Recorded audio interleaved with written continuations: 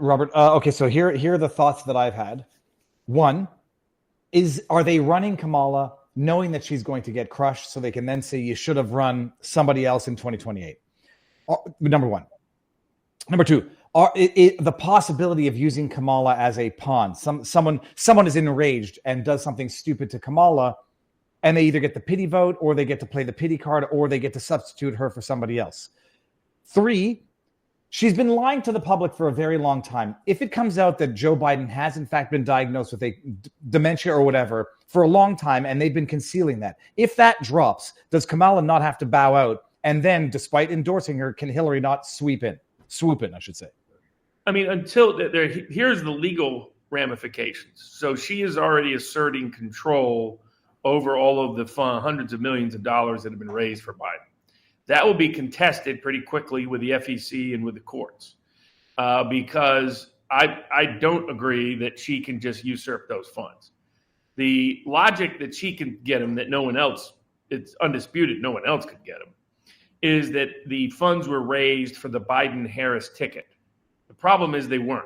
She wasn't those funds were raised for Biden-Harris back in 2020, between July and November of 2020. Since then, they've been raised for Biden as under his old campaign committee. And so to just transfer those right over to Kamala Harris is problematic, because those people were giving money to Biden. Biden wasn't even locked into picking Harris again, right? I mean, he could, but he always could have said no at the last minute too. The way Kennedy was planning on jettisoning LBJ, for example. And so the way that's happened in some past cases as well. So I think the first legal issue will be her attempt to usurp all those funds. That will be contested and challenged. Second issue, in states like Wisconsin, you have to be on the ballot if you chose to pursue and you were the chosen candidate of the party, unless you were dead. Joe Biden's not dead.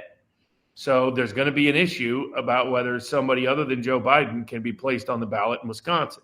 There's about a dozen other states where at least there's an arguable claim they cannot substitute him in.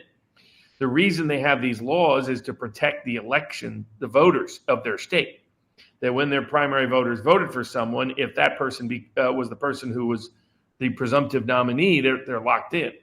So there's going to be a whole new set of issues in those states. There'll be additional legal challenges if they try to substitute out Biden's name. Then there's the third set of issues, which is the nomination itself. The Democratic Party nominees are bound under law, depending on the jurisdiction, to vote for Biden, despite his withdrawal. And so it's not clear whether they can just completely ignore the electorate of their states. And so that's going to be the third problem. Problem 4 is going to be just because Biden has endorsed Harris, those delegates, what are they bound to? So for the ones that are not bound by state law to vote for the person that they're represented, that their primary voters voted for those that are free, if you will, to vote for whomever they want, the nominee rules need to change, because right now they're bound to vote under the Democratic Convention rules for Biden. So theoretically, Biden has released them, but he hasn't specifically done that yet. Assuming he releases them, then those delegates pick. Now, the super delegates don't vote on the first ballot. Those are the congressmen, the senators, the big donors, the big party hacks.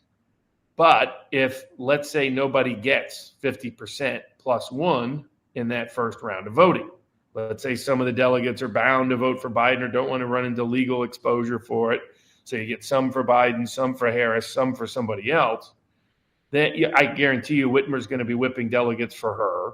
Buttigieg, unless he cuts a deal with Harris, will be whipping delegates behind the scenes for him.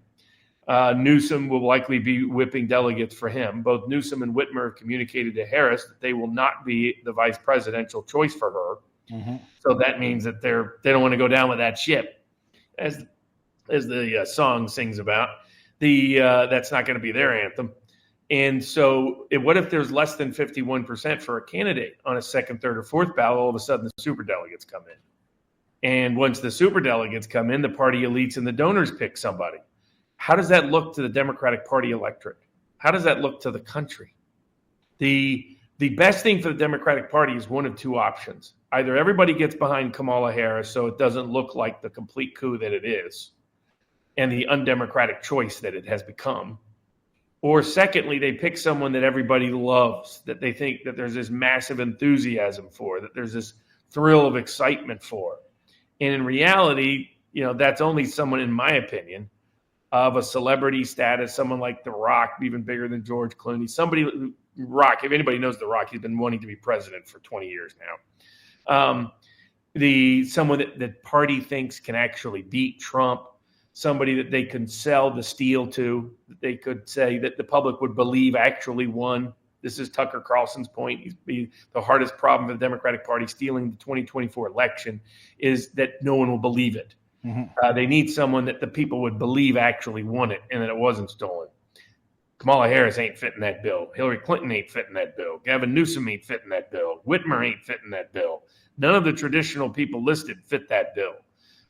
It would only be Michelle Obama doesn't fit that bill. So they need someone extraordinary.